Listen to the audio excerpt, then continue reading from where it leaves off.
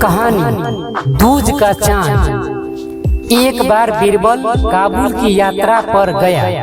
वहाँ की संस्कृति को जानने की उत्सुकता में वह बातों बातों में वहाँ के बारे में लोगों से सवाल करने लगा। कुछ लोगों को बीरबल की बातें सुनकर यह शक हो गया कि वो किसी राज्य का भेदिया है। उन्होंने ये बात काबुल के शहंशाह के कानों तक पहुंचा दी। काबुल के शहंशाह ने बिना देर किए बीरबल को गिरफ्तार करने सैनिकों की टुकड़ी भेज दी। बीरबल को गिरफ्तार कर काबुल के शहंशाह के सामने पेश किया गया। काबुल के शहंशाह ने बीरबल से पूछा, कौन हो तुम? हमारे राज्य में क्या कर रहे हो? बीरबल ने उत्तर दिया, हुजूर, मैं एक यात्री हूँ। भिन्न भिन्न देशों का भ्रमण करना और वहाँ की संस्कृति के बारे में जानने का मुझे बड़ा शौक है। किस देश के निवासी हो तुम और कौन है तुम्हारा राजा? काबुल के शहंशाह ने पुनः प्रश्न किया, हुजूर, मैं हिंदुस्तान का निवासी हूँ और वहाँ के शहंशाह जलालुद्दीन अकबर है।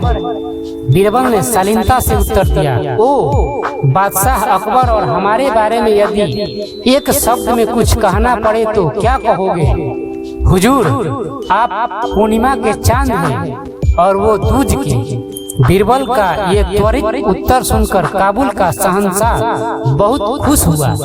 उसने बीरबल को छोड़ दिया और कई हीरे जवाहरात के साथ विदा किया।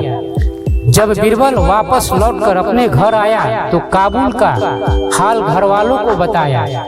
उसने काबुल के शहंशाह से हुई बातचीत के बारे में भी घर वालों को बताया।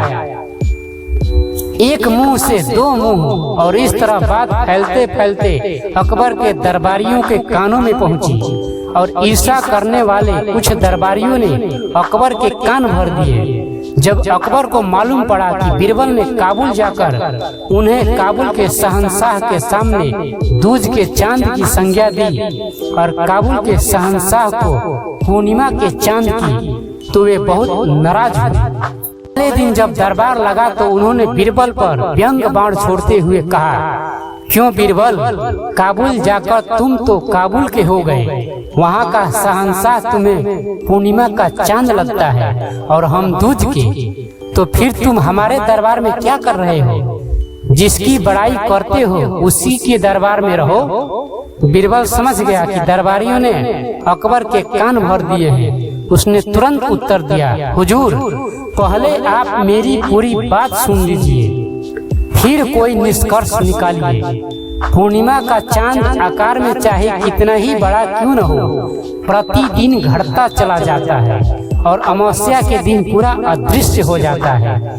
लेकिन दूज का चांद प्रतिदिन बढ़ता है और पूर्णिमा का चांद एक दिन चमकता है और दूज का चांद पूरे पखवाड़े। अब बताइए, बड़ाई किसकी हुई? मैंने तो यही कहा कि दिन प्रतिदिन आपका पराक्रम, साम्राज्य और यश बढ़ता रहे। बीरबल की बात सुनकर अकबर की नाराजगी खत्म हो गई और उन्होंने बीरबल को कई वस्त्र और आभूषण उपहार में दिए।